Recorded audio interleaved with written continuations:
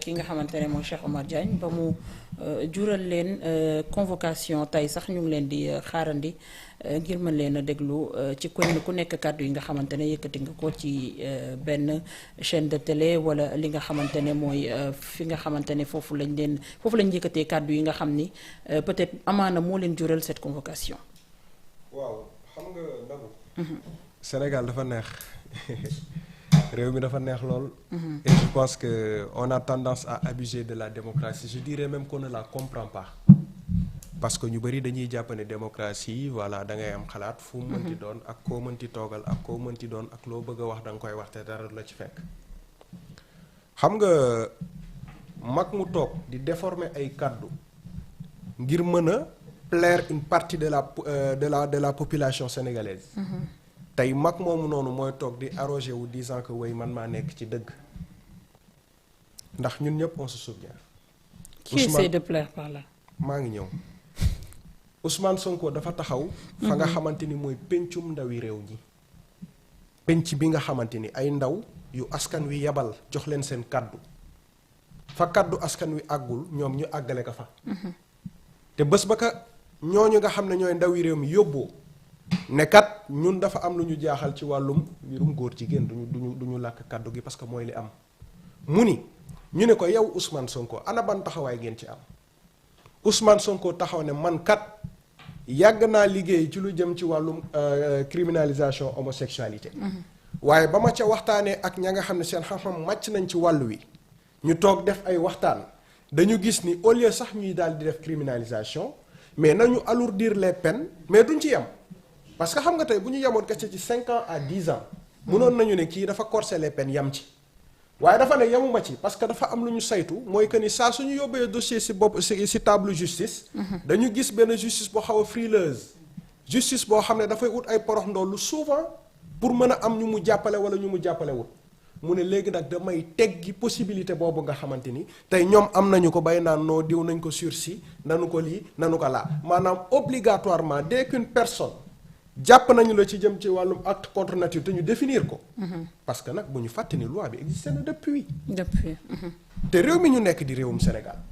buñ ñu yàggee ne acte contre nature jàpp nañ ci ay nit ana ban définition juridique la ñu tegoon sur la table amul. donc caaxaan dañ ko bàyyi woon à l'appréciation du juge. parce qu'il y avait pas une volonté. de définir lan mooy acte contre nature. ce qui de surcroît montre que il n'y avait pas une volonté pour lutter li nga xam ne mooy homosexualité au Sénégal c'est tout simplement ça. parce que en droit c'est soit tu l'es ou bien tu l'es pas maanaam y a pas de terme fortuit disant que oui est-ce que nekkul lii est-ce que yaakaar naa amul. droit lii la wala lële la Ousmane Sonko ñëw définir la lan mooy acte contre nature. yemul képp ci góor ak góor bii sëy jigéen ak jigéen bii sëy waaye dugal ci propagande ak financement retiens bien ce mot financement mu dooleel boole ci lépp li nga xamante ni tey ci réew mi dafay dooleel lu jëm ci wàllum homosexualité ne nag képp koo xamante ni tey jii ni jàppee nañ la ci loolu minimum 5 à 10 ans da nga koy tëdd te léegi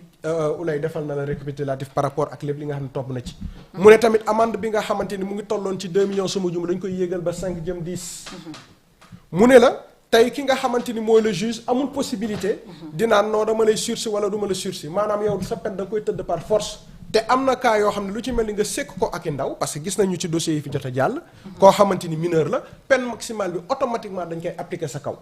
kon yaakaar naa kooku andi na la volonté claire andi na les solutions yi nga xamante ni sénégalais ñu ngi ko doon laaj muy yan daan la ñuy teg de manière sérieuse et pérenne pour lutter contre homosexualité waaye yow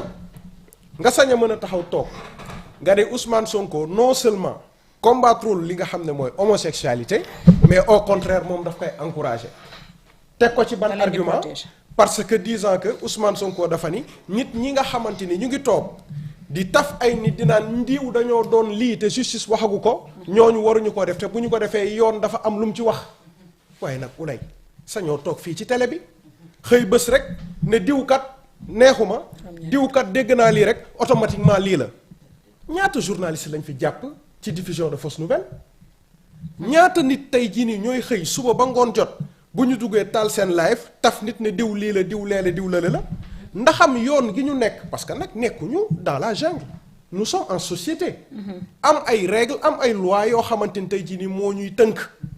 kon tey amuñu liberté wu toog ne diw kat lii la diw lële la diw lële la sans pour autant que ñu am la preuve matérielle bi nga xam ne mooy firndeel que ni diw kii lii la doon. Ousmane Sonko rappelait cette base fondamentale du droit. Après des politiciens de petite catégorie jóg bëgg a transformer cette déclaration là en disant que oui Ousmane Sonko de moo leen waxoon lii mais finalement moom ndekete moom moo leen di jàppale. te pire pour man li nga xam ne la ñu war a retenir dans ce discours là mooy lan. Maître Moussa Diop s'est permis de dire que moom xam na ni Ousmane Sonko am na ay xarit yu bokk ci biir te da leen di protéger. waa nag léegi mbir mi c'est simple de negam convoqué nanu ko man day gëm naa ne en tant que praticien du droit bi mu doon. te nag fu mu dem yóbbuy këyit te këyit yi sax terew kaa dem ndax yàggul dara demoon na fële nga xam ne moo ci ndugg seen malgré que génne woon na ay këyit on se rappelle très bien de ce dossier là. man njort naa ne tey bu jàkkaarloog ña nga xamante ni la war a jàkkaarlool bu fekkee ne convoqué nañu ko dana teg sur la table ay firnde yuy leeral que effectivement Ousmane Sonko am na ay rapport ak ñi nga xam ne wax na ko Ousmane Sonko am na ay xarit ci biir waaye tamit Ousmane Sonko dafay dooleel ñooñu nga xam ne ñoo jëm ci wàllu góor jigéen te sax la nga xam ne mooy. Décrédibiliser lépp li nga xam ne moom Maître Moussa Diop wax na ko mais à la suite de la déclaration de ki nga xam ne mooy Ousmane Sonko xool leen réaction ONG association ak pays yi nga xam ne ñu ngi protéger lu jëm ci wàllu homosexualité ñooñu nga xamante ni ils ont senti que ni tey kii di Ousmane Sonko il a pris la ferme décision combattre homosexualité par les moyens dont il dispose muy leen Assemblée nationale. projet de loi boo xamante ni moom ci boppam premier ministre du Sénégal moo koy portel boppam yóbbu ko assemblée nationale. tey ñoom ñi nga xam ne ay ONG la te jaral na leen ay milliards jaral na leen seen i avocat ñëw di plaider pour ñii nga xam ne téye nañu leen fii ci réew mi ñoom ñu toog di xataraayu yow nga mën a toog fi nga toog ci réew mi bokkoon si ñi doon décider ci réew mi te ñu fàttaliku ni ànd sàmm jikko yi loi bi nga xam ne tey Ousmane Sonko daf ko parfaire. waaye est-ce que xam ngeen ne loi boobu noonu dem na ñaari yoon assemblée nationale. te régime bi fi nekkoon moom Maître Moussa Diop daf cee bokkoon te bureau bi nga xamante ni moo ko invalidé 2 fois ba jàllul plénière bureau Benno Bokk Yaakaar képp la. te moom da leen a tàccu woon ca jamono jooju. moom ci boppam mu bokkoon sa ña nga xamante ni tey ji ñoo nekkoon ca gannaaw. waa kon tey est-ce que moom très honnêtement sénégalais war nañu accorder du crédit nit ki nga xamante ni démb bokkoon nga wala bokk àndoon nga ak ñi nga xamante ni tey ñoo doon xeex bi les lois. tey nga bëgg a gis nit koo xam ne porté na loi bi nga ne non porté na ko de waaye wax dëgg yàlla gëmu ko te yow nga doon ànd ak ña nga xamante ni non seulement gëmuñu ko mais bëgguñu ko ndax voté wuñ ko. ma doxaat tuuti dégg ki nga xam ne mooy Abdou Mbow ci benn rajo la je pense de la place moom itamit muy génnee xalaatam ci wàll wi di répéter les mêmes dires que ki nga xamante ni mooy Maître Moussa Diop mais Abdou Mbow ci boppam bokkoon si nit ñi nga xam ne ñoo voté woon contre cette loi là. man dama jaaxle maanaam dama yéemu ci Sénégal voilà des politiciens yoo xamante ni il profite de tous les moments possibles il profite de toutes les occasions possibles pour mën a étaler un discours politique yoo xam ne au fond d'eux-mêmes ils n'y croient pas parce que tey bu fekkee Abdou Mbow moo sañ a taxaw dinaa non Ousmane Sonko li mu diggee woon defu ko te moom mu bokkoon sa ña nga xam ne ñoo voté woon contre cette loi là finalement qu'est-ce qu'on doit retenir en tout cas de taxawaay bi nga xamante ni am nañu ko tey jàngat bi nga ciy am mooy lan mooy qu'ils sont toujours dans leur discours politique moo tax sànq ma ne la les Sénégalais tey waruñu accorder du crédit à ces politiciens de petite catégorie yi nga xamante ni lenn rek a leen intéressé mooy que Ousmane Sonko génn na wax na weex na naa taxaw ni ñuul na ba tax na keroog ma gis sax ci internet bi ku ni Ousmane Sonko bu jógoon ne day xeex paludisme nga gis ñu génn di marshal yooyu parce que tellement leur véritable problème ce n'est pas l'homosexualité intéressé wu leen seen problème nekkul la nga xamante ni tey Sénégalais yëpp taxaw ne nañ ko xeex mais benn problème la ñu am et ce problème ça s'appelle Ousmane Sonko virgule Premier ministre du Sénégal parce que jàpp nañu ni tant qu'il est dans cette position primatorale tant qu'il est le Premier ministre du Sénégal il sera le verrou comme il l'a dit keroog à l'Assemblée nationale pour seen maguy politiciens yi nga xamante ni bëgg nañu ko jàllale maanaam pérenniser le système et je pense que loolu taxawaay la boo xamante ni tey jii nii saa suñu waxee nga xam ko saa suñu waxee nga dégg ko waaye itam saa suñu jëfee nga gis ko kii la nga xamante ni nag mooy Cheikh Oumar Diagne pour man dara gënul flagrant la nga xamante ni wax na ko ndaxte Ousmane Sonko ca assemblée boobee bés ba mu fa taxawee di wax dafa wax par rapport ak situation bi xew UCAD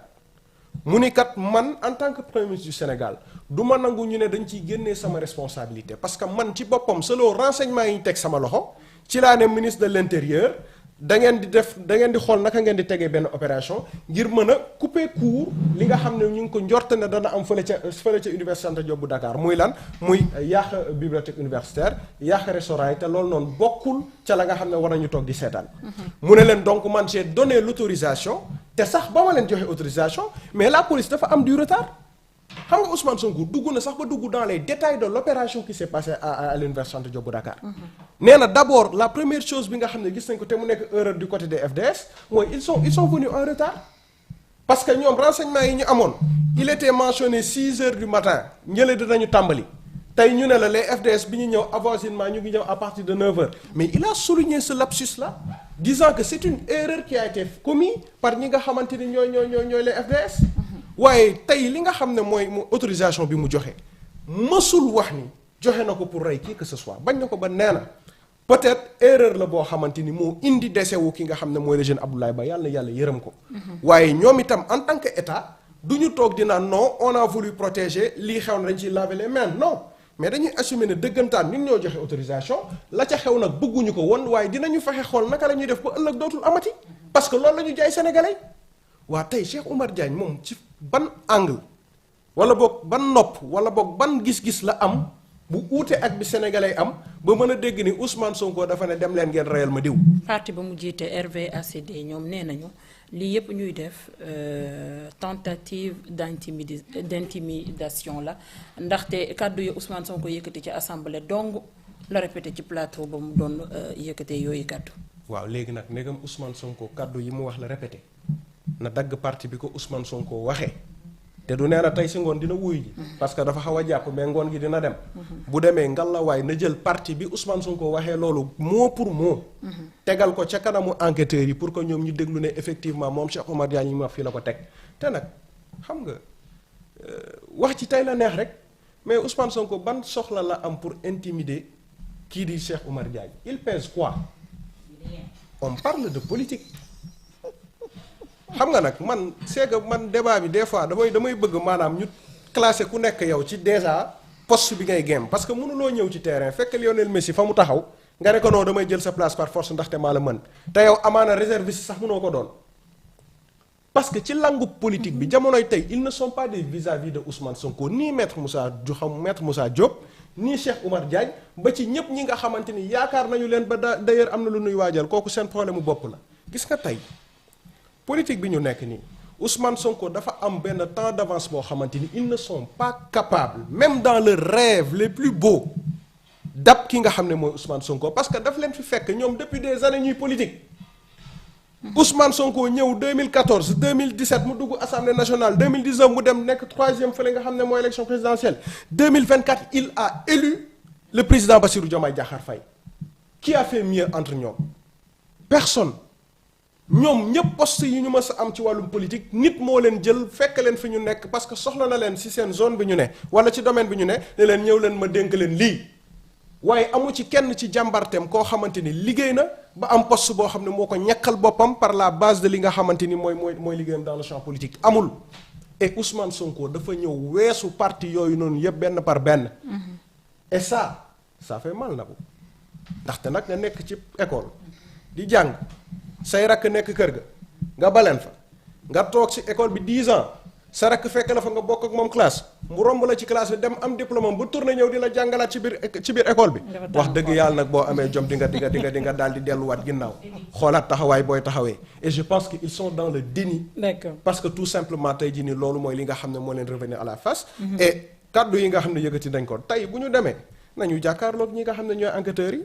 firndeel li nga xamante ni mooy mbir mi et je pense que la justice nag jot na. ñu jël seeni responsabilités face à ces personnes yi nga xamante ni. ils sont tout le temps dans des affirmations calomnieuses. te je pense que pour l'intérêt même du Sénégal il se doit en tout cas de donner des exemples concrets par rapport à tout ce qui se dit sur l'espace public. jërëjëf Farima dañ topp cette information ba xam ñoom ñaar ñëpp yi wuyu ni ki tey d'ailleurs maître Moussa Diop annoncé waat nañ beneen plainte ci ndoddam. beneen plainte mooy je pense que Abdourahim Kébé moom moo